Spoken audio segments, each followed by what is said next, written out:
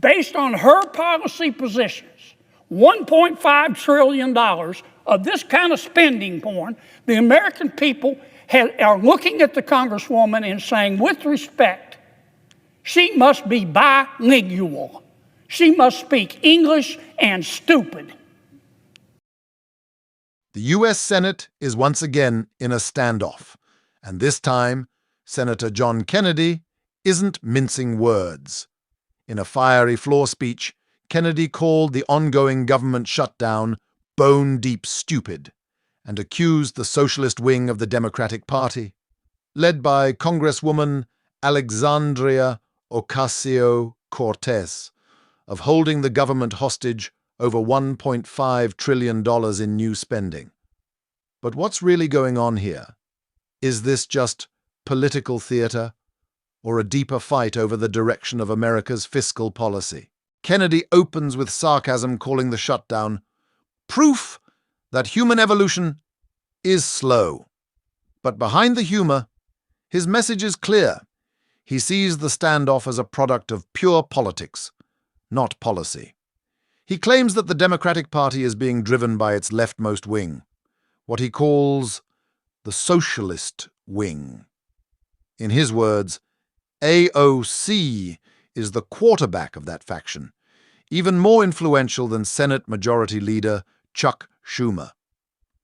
According to Kennedy, the shutdown happened because Democrats, under AOC's influence, demanded $1.5 trillion in additional federal spending before agreeing to keep the government open. The shutdown melodrama continues. I love the smell of melodrama in the morning. It smells like the United States Senate. I said the other day that this shutdown is just further proof that human evolution is a slow process. This shutdown, what you're witnessing now, is just further proof of why it took human beings thousands of years to learn how to stand upright. This shutdown is bone deep, down to the marrow, stupid. Some shutdowns are based on policy. Some shutdowns are based on politics. Some shutdowns are based on a combination of both. This one is pure. It's pure as ivory snow. This shutdown is based on politics. Let me tell you what's going on. I believe in a two-party system, Mr. President. Why? Because two parties create competition. And competition makes all of us better. It does.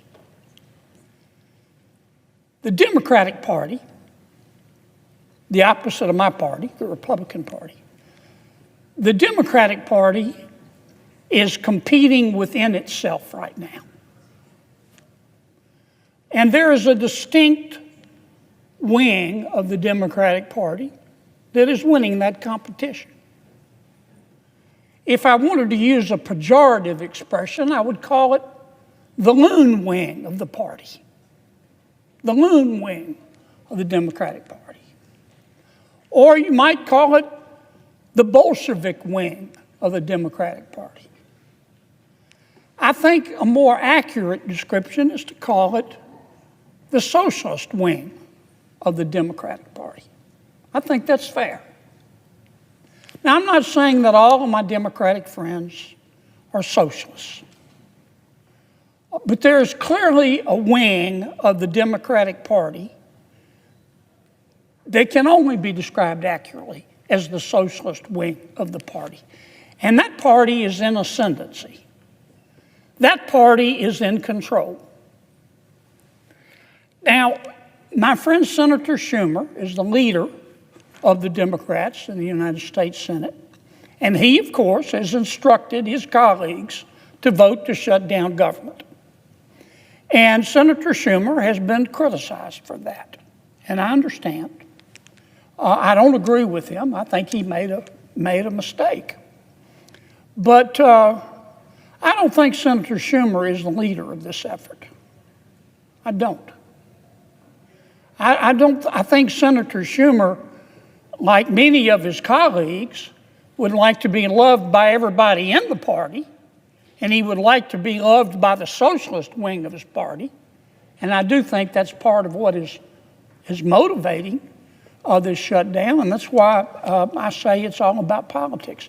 But I don't think Senator Schumer is the person in charge, because Senator Schumer is not the leader of the socialist wing of his party. Congresswoman Ocasio-Cortez is. She's running the show. It was no accident the other day the Congresswoman let it slip. She said, if you really want to negotiate an end of this shutdown, come see me. Come see me. And I think any fair-minded person has to look right now and say that the two leading members, the quarterback, the two leading members of the socialist wing of the Democratic Party, the quarterback is Congresswoman Ocasio-Cortez. Now, her substitute is Senator Bernie Sanders. But I think it's the Congresswoman who's calling these shots. Now, Mr. President, I don't hate anybody. I've said that repeatedly, and I mean it. I like all of my colleagues. I look for grace wherever I can find it. When I say my prayers, I do. Every single time, I ask God, don't let me hate, because it's hard sometimes. It's hard up here. But I do. I say, God, don't let me hate. And I certainly don't hate Congresswoman Ocasio-Cortez. I want to make that very clear. She has the right to her opinion. She has the right to try to have the socialists take over the Democratic Party. That's the American way. Ironically, I think what she's doing is anti-American, but she has the right as an American to do it, so I don't hate her. But I judge her by her policy. She has her opinion and I have mine. And I have to judge her candidly by her policy. Here is what the socialist wing of the Democratic Party, led by Congresswoman Ocasio-Cortez, has said to the American people and to the United States Congress and the Republicans in Congress. If you Republicans don't agree to make the federal government $1.5 trillion, not $1 million, not $1 billion, $1.5 trillion bigger, we're going to shut government down. Well, of course we said no. I'm not going to vote for that. My mother didn't raise a fool. And as I've said before, if she did, it was one of my brothers. I'm never going to vote for that. Now, where do I come up with this figure of $1.5 trillion? Well, the first thing that the socialists and Congresswoman Ocasio-Cortez is asking us to do is to repeal the health care reforms in the One Big Beautiful Bill. We just passed them. We just passed them. Here it is, Subtitle B, Health in the One Big Beautiful Bill. Now, we didn't cut Medicaid in the One Big Beautiful Bill. In fact, under our bill, Medicaid is going to increase 2% a year over the next 10 years. Now, what we did by reforming Medicaid, which Congresswoman Ocasio-Cortez wants us to reverse, we cut out the waste and the fraud. For example, we found out that there are, no kidding, I'm not just making this up, we found out that there are 2.8 million people on Medicaid who are double dipping in America. They're either signing up for Medicaid in Louisiana and Mississippi, double dipping, or they're signing up for Medicaid in Louisiana, and they're signing up for the Obamacare subsidies. That's called cheating. Our bill would put an end to that, and it would save about $140 billion on 10 years. The socialist wing of the Democratic Party and Congresswoman Ocasio-Cortez want us to reverse that. The second thing we did in our health care reforms in the One Big Beautiful Bill is to say you've got to stop lying when you apply for Medicaid. Under President Obama, we had virtually no eligibility checks. People could walk in and the Medicaid folks would say, how much do you make a year? And they could say $30,000 a year. And they'd say, okay, you qualify. Now, I trust people. I've said it before on this floor. I play cards with my friends all the time. They're friends. I cut the cards anyway. We have found, for example, just in Louisiana, we did a statistical sample of the people on Medicaid in Louisiana. Our auditors found 1,600 people on Medicaid making $100,000 a year or more. That's cheating. So our bill put an end to that. Congresswoman Ocasio-Cortez and the socialist wing of the Democratic Party want us to put it back. They want to let people cheat. What else are the socialists asking for in this $1.5 trillion? Well, they're saying we don't want people who can work to work. We put a provision in our bill that the Congresswoman and the socialist wing of her party want us to take out that says, look, if you're between the ages of 19 and 64 and you're able-bodied, we're not talking about a mother with a sick child in her arms, you're able-bodied, you're perfectly healthy, and you don't have any dependent kids at home, then if you qualify based on income, we'll give you Medicaid, but you have to work. You have to work 20 hours a week or go to school 20 hours a week or do community service 20 hours a week. Because the free enterprise system, jobs, have done more to lift people out of poverty than all the social programs put together. That's what's called a work requirement. What's wrong with that? Those who can't work should work. Our welfare programs were meant to be bridges, not parking lots.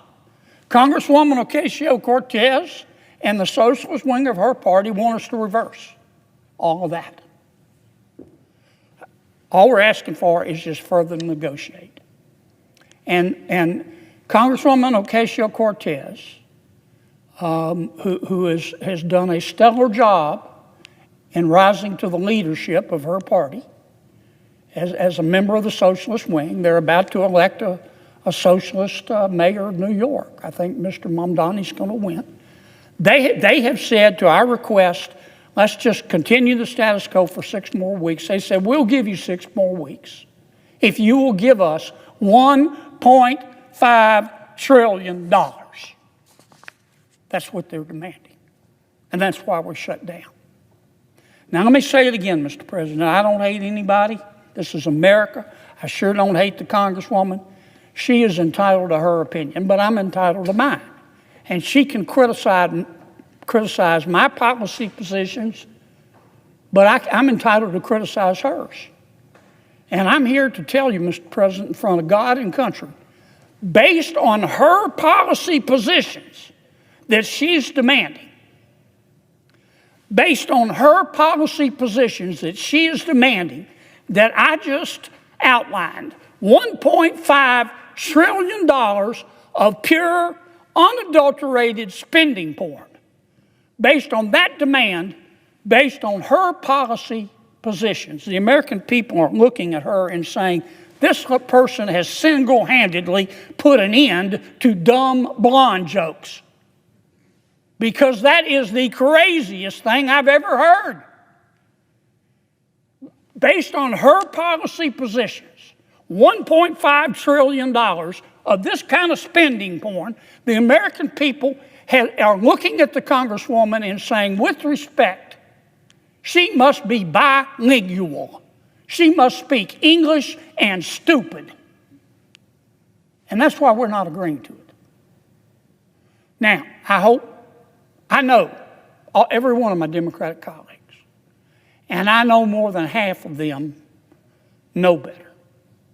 They know what we're asking for is reasonable. I'm just asking them to meet us halfway. We're not asking for any additional provisions. They shouldn't ask for any additional provisions. And let us just open back up and continue to negotiate for 6 weeks. Don't be scared of the Congresswoman. Don't be scared of the socialist wing of your party. I suggest the absence of a quorum. Kennedy's speech isn't just about the shutdown. It's about power. He's painting a picture of a Democratic Party overtaken by its progressive left, and a Republican Party positioning itself as the last guardian of fiscal restraint. But this strategy cuts both ways. While Kennedy's remarks energize conservative audiences, critics see them as another example of political theater, a performance designed to mock rather than to negotiate. At the same time, AOC's rise as a national political brand means she has become a convenient symbol for Republican opposition. By naming her directly, repeatedly, Kennedy keeps the focus not just on spending, but on ideology. He's not just debating budgets. He's debating the soul of American governance. Should government act as a social safety net or as a limited enforcer of fairness and accountability? And that's why this speech matters. It captures the larger struggle shaping U.S. politics today between populist rhetoric and policy reality, between short-term outrage and long-term reform. As these negotiations drag on, both sides are claiming moral high ground.